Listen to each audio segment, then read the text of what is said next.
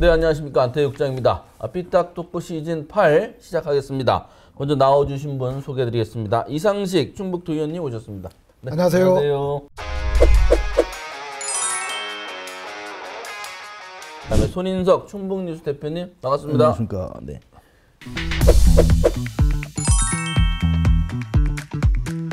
저희가 그 소셜미디어태 야외 스튜디오에서 이렇게 자리를 마련했습니다. 어때 분위기가 새롭습니까? 새롭긴 한데 추워요. 제가 볼 때 한 번 하면 못할 것 같아. 지금 손인석 대표님 감기 걸렸다는데 기념으로 밖에서 하는 것 같아. 지난주에 좀 얇게 입고 네. 술 먹으러 밤에 돌아다녔더니 아이고 그새 그냥 아주 주말 동안에 그냥 아주 감기 몸살로 끙끙 앓았습니다. 아, 그랬군요. 네. 자, 저희가 빠른 스피드로 두 편 한번 말씀 나눠보도록 하겠습니다. 첫 번째 시간은 좀 글로벌하게 가겠습니다. 그 우크라이나랑 러시아 전쟁이 오래되는 것도 걱정인데 북한군이 이제 파병이 됐어요. 뭐 북한도 간접적으로 시인했으니까 이러다가 이거 세계 전쟁으로 가는 거 아니냐 걱정이 많습니다. 일단 북한군의 러시아 파병 가면 뭔 일을 할지 좀 궁금해요. 가서 진짜 싸울까요? 춥잖아요. 추워서 추워져서 이제 뭐 그리고 또 뭐 우크라이나 지형 특성상 늪지 이런 게 많으니까 예. 근데 이제 일단 그 늪지는 이제 또 봄철의 문제고 이제 추워져서 땅이 이제 어는 시기죠. 네. 그렇기 때문에 전투하는데 크게 방해는 되지 않을 것이다. 오히려 예, 땅이 예. 굳어서. 그리고 북한군이 거기 가면 뭐 재건을 위해서 가겠어요? 우리가 왜 저기 중동에 이제 그 평화유지군 갈 때는 그 뭐 좀 재건하고 주민들을 좀 돕기 위해서 갔는데 사실은 뭐 북한의 그 기술력이나 뭐 장비력으로 봤을 때 그건 아닌 것 같고요. 소총 하나 들고 직접 전쟁에 뛰어들 것 같습니다.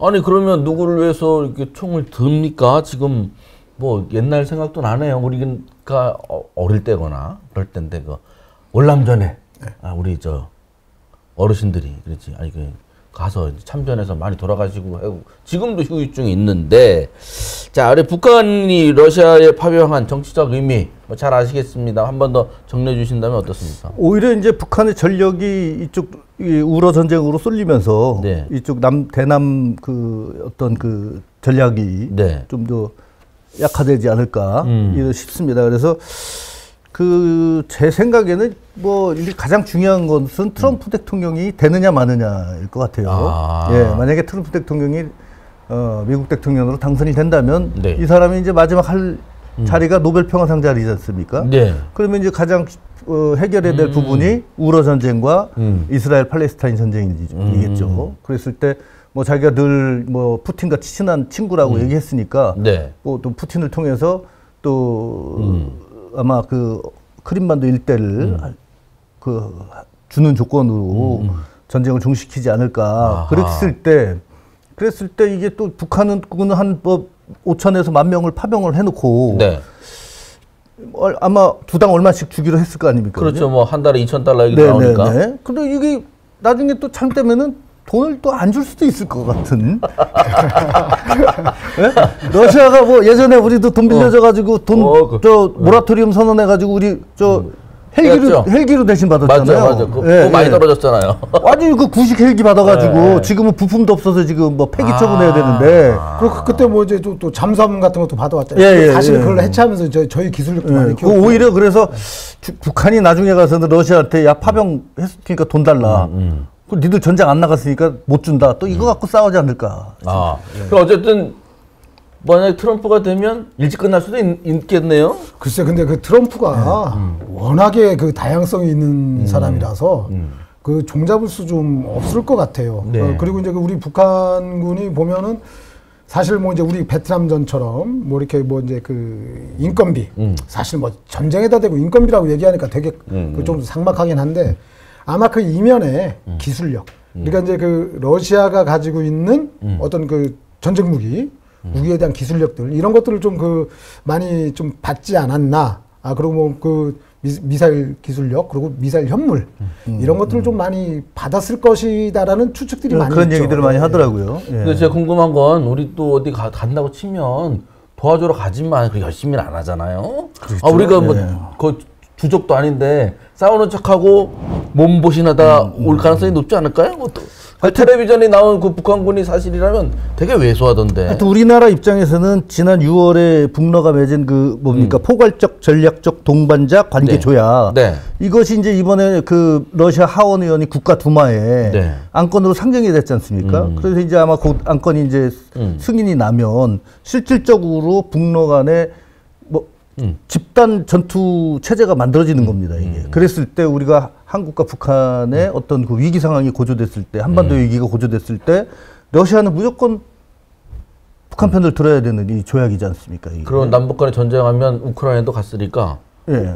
이쪽으로 오겠죠. 러시아군이 올 수 있다. 올 수도 있다. 이렇게 보는 거니까 이 우리도 대대적으로 이번 전쟁이 어느 정도 이제 트럼프 대통령의 그 미국 대통령 선거의 이후에 우리도 러시아와의 아주 강한 어떤 그 외교 관계를 만들어야 된다. 저는 그렇게 봅니다.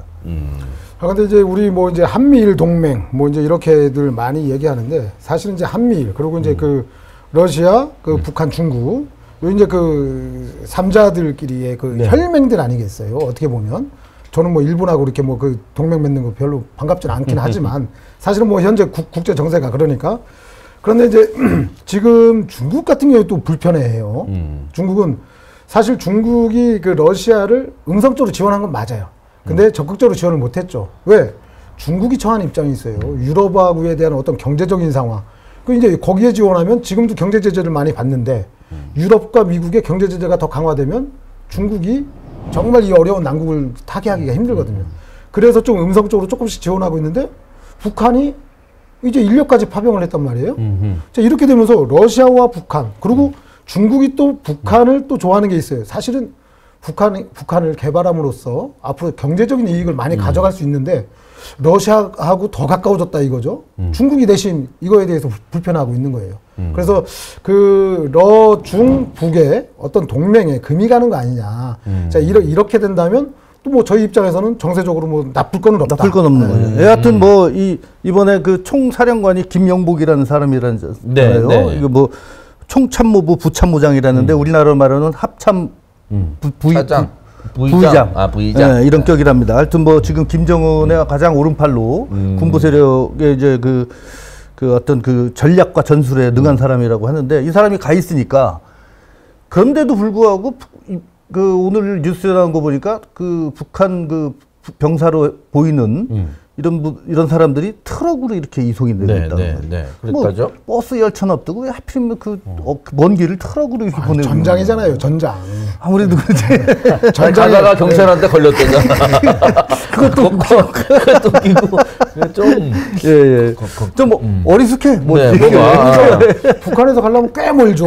꽤 멀죠. 멀어서, 그러니까 네. 그걸 트럭으로 가려고 그래. 열차로 이미 갔고 열차로 가서 이제 거기서 이제 훈련을 받고 근거리를. 트럭으로 이제 그저기 이제 전 이해를 전장으로 너무 좀 이게 대우가 너무 현찮다. 아니 그래서 우크라이나에서 너무 그 심리전을 강하게 해서 북한군을 엄청 세게 얘기하는 것인데 아닌 것 같기도 하고. 근데 이참에 한교 국민의힘 의원이 북계군을 폭격해서 심리전으로 써먹었으면 좋겠다. 뭐 이거는 이제 그러니까 이렇게 군인들끼리는 할 수 있는 얘기인 것 같은데 요게 좀 묘한 파장을 불러일으켰습니다. 그러니까 그 왜 그렇게 그 생각 없이 쓸데없는 그 논쟁들을 만드는지 모르겠어요. 자, 이 양반이 군 출신이잖아요. 네. 자, 군대 내에 있을 때 뭐 그 군인들의 어떤 혈기로 그런 얘기를 할 수도 있어요. 사실 그것도 사담에서나 조금. 근데 이제는 정치인이란 말이죠.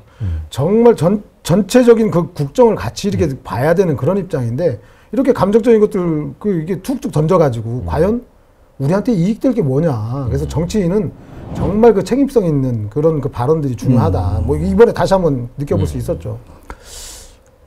국가 최고 지도자가 가장 경계해야 될 집단은 강성 군부 세력입니다. 강성 군부 세력. 아마 그 김씨 일가의 그 가훈 중에 하나가 강성 군부 조심해라. 라고 저는 보는데 이 북한이 이제 그 나라를 통치하는 이 기준이 보통 보면은 당과 군을 이렇게 권력을 이쪽에 줬다 이쪽에 줬다 하면서 이제 서로 이렇게 균형 통치를 하고 있거든요. 네. 그만큼 그런데 이제 우리나라 정세에서 지금 우리 대통령께서 지지율도 낮고 또 국민도 민심을 등을 돌리고 있으니 얼마나 외롭고 고립이 돼 있겠습니까? 이런 상황에서 간신히 무조건 나온다. 그러면은 입에 착착 달라붙는 간신이 어느 누구겠느냐? 저는 강성 군부 세력과 또 강성 외교 관료들이라고 저는 보거든요. 근데 이런 사람들을 우리 그 대통령께서 조심해야 된다. 지금 벌써 이 사람들 뭐 국가 안전 NSC 실장 또 뭐 이 뭐야 국방부 장관 이런 분들 또 뭐 차장 이런 사람들 얘기 가서 국회 가서 얘기하는 거 보십시오. 국회를 아주 거의 무시하는 언행들을 하고 있거든요. 그래서 이 사람들을 좀 걷어내야 되지 않느냐. 예, 저는 그렇게 봅니다. 그러니까 이게 사실은 저희는 민주주의 국가거든요. 네. 북한 같은 경우에 솔직히 그 군부를 굉장히 두려워하죠. 뭐 김정은 같은 경우에 군부의 어떤 쿠데타를 그 걱정하는 그런 제스처들이 굉장히 많이 나오지 않습니까? 왜냐면 억누르면 어딘가가 터지게 돼 있어요. 그런데 우리 같은 경우에 이제 민주주의 정확하게 이제 그 규정이 돼 있는데 사실은 요즘 우리가 삼권 분립해서 뭐 행정부, 입법부, 사법부 얘기하는데 여기 하나가 더 군부가 있는 것 같은. 네? 맞아요. 이게 사실은 정말 우리 민주주의 사회에서 군부에 대한 발언이 세진다는 것들은 정말 그 민주주의의 근간을 흔들 수 있는 거거든요. 그래서 이런 것들은 정말 우리의 그 민주주의의 숙성도가 오히려 떨어지는 거 아니냐, 퇴보하는 거다. 좀 이렇게도 좀 바라볼 수가 있죠. 이제 우크라이나 러시아 전쟁이 우리나라 사회, 우리나라 정치, 국민들의 안전과 어느 정도 긴밀한지 지금 두 분 말씀 들어보니까 잘 알 것 같습니다. 그런데 북한도 갔는데 어떻게 트럼프 안 되고 전쟁은 더 강해지고 나토도 참전하고 그럼 나중에 유엔군 해가지고 우리나라 군대도 가는 겁니까? 어떻게 보십니까? 그 일부 언론에서 벌써 문제가 됐죠. 나왔죠. 그 EU나 나토에서 우리나라에도 파병을 요청할 계획이다라고까지 뭐 언론에 좀 나왔어요. 사실은 이제 저희가 이제 우회적으로 이제 그 무기 지원도 했지 않습니까? 그 전에 저희의 이 무기고를 비워놓고 포탄을 그 대량으로 미국을 통해서 이렇게 건너갔는데 이제 그 젤렌스키 이제 그 우크라이나 대통령 같은 경우에 공식적으로 그 전부터 요구를 했어요. 우리나라에도 좀 그 무기를 지원해 줘라. 그런데 이제 저희가 이게 국제적인 어떤 그 영향이 굉장히 있을 수 있기 때문에 조심스러웠는데 이제 이렇게 좀 확전이 된다라고 하면 그 요구는 더 세질 것이고 그리고 또 이제 그 유럽연합이나 나토에서 요구가 되어진다면 저희는 참 고민스러울 거예요.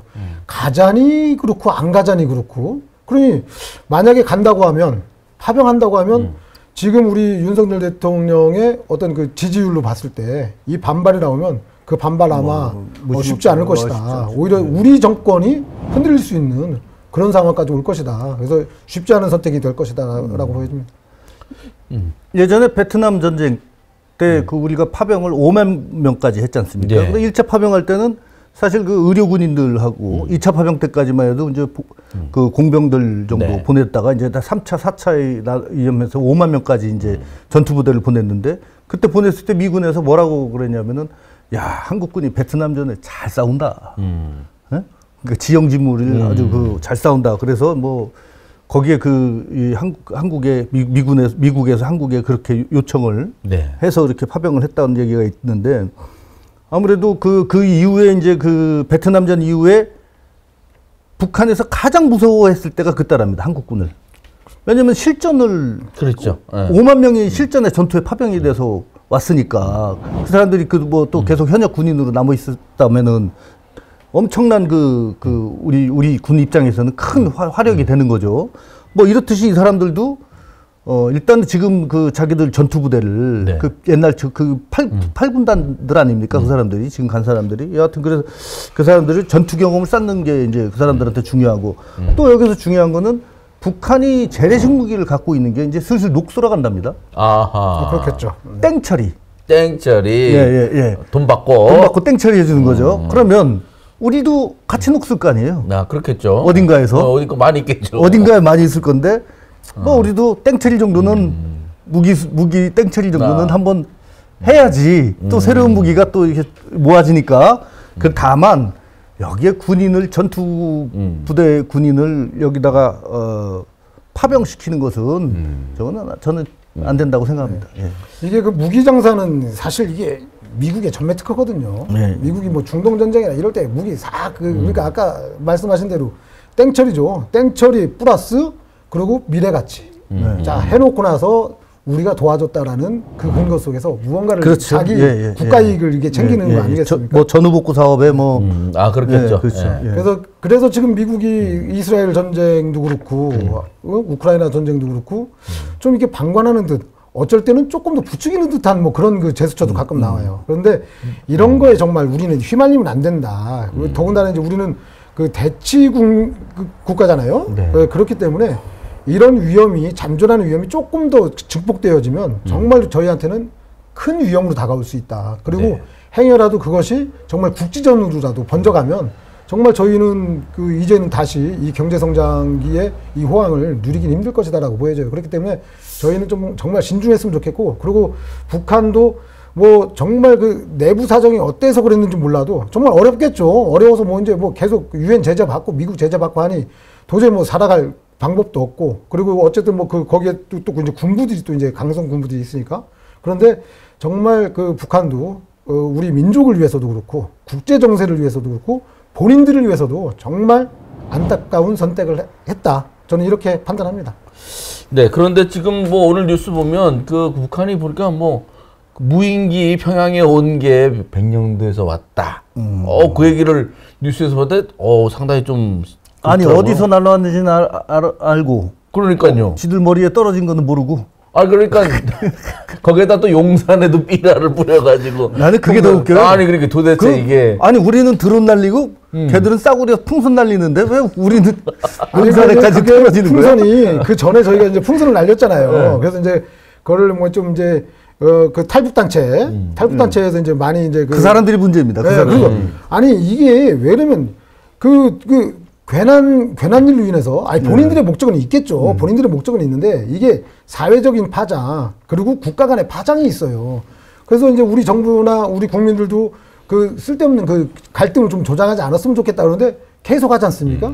그러다 보니까 이제 북한도 이거 어떻게 하면 좋을까 하는데 사실 이제 좀 바람의 영향이 좀 저희가 이제 북서풍이나 북풍이 좀 많아요, 사실은. 그러다 보니까 우리도 날리자 그럼 우리도 날리자 하는데 거기 뭐 우리 탈북단체는 거기다 뭐 무슨 뭐 저기 그 달러 들어서 보냈다는 거 아니에요? 근데 북한군은 자기 쓸 돈도 없는데 어디 달러를 넣겠어요? 그러니 뭐 얘나 니네 이거나 먹어라 하고 이렇게 보내는데 사실은 이게 정말 그 쓸데없는 감정 싸움이거든요. 감정 싸움이죠. 조그마한 감정 싸움이 정말 큰 싸움으로 번질 수 있다. 그래서 이런 것들도 좀 정부 차원에서도 좀 그 적절하게 좀 대응해주고 조절해줬으면 좋겠다는 생각입니다. 지금 북한이 보니까 이제 뭐 예전 같이 그 남한에 대한 그 환상이 이제 많이 깨진 것 같아요. 북한 주민들 사이에. 다시 또 백하는 사람들도 있고 왜 그러냐 이런 소문들이 많답니다. 그 내려가봐야 무시당하고 돈 다 뺏기고 그리고 끼니도 때거리도 없이 산 사람들이 많더라라고 하는 얘기들이 또 자기들 주민 사이에서 또 돌고 있고 또 이게 또 뿌로카를 써야지 이게 내려갈 수 있는데 이 사람들이 탈북구를 하려면은 엄청나게 많은 한 1억 가까이 든다는 거 아닙니까?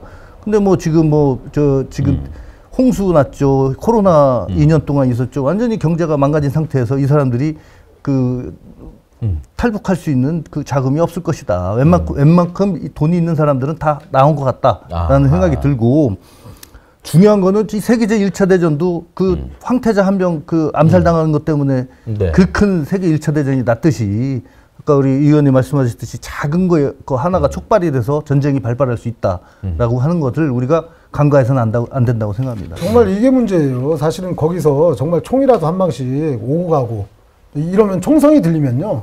저희 경제가 흔들립니다. 왜냐면 그렇죠. 저희가 사실은 그 정부에서도 외채를 많이 빌려 쓰죠. 그리고 기업이나 이런 데서도 민간에서도 사실은 외국에서 돈을 많이 빌려옵니다. 사실 이거 변동금리예요. 확정금리가 아닙니다. 이거는요. 여기에 위기가 조금이라도 조장이 되거나 위기가 올 것이라는 그 징조만 있으면 이것에 대한 환수 조치 들어와요. 환수 조치 아니면 변동금리이기 때문에 금리가 확 올라갑니다.